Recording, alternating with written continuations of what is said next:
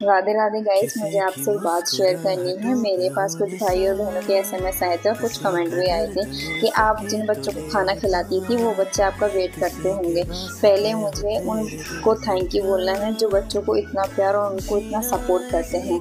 मैं अभी रेगुलर नहीं जा पा रही हूँ क्योंकि मेरे फाइनल एग्ज़ाम स्टार्ट हो गए हैं, पर मैं उनके पास ज़रूर जाती हूँ और मुझे अच्छा लगा ये जानकर कि मेरी वीडियो को आप बहुत पसंद करते हैं और बच्चों को बहुत सारा प्यार करते हैं। Thank you. जय श्री राम।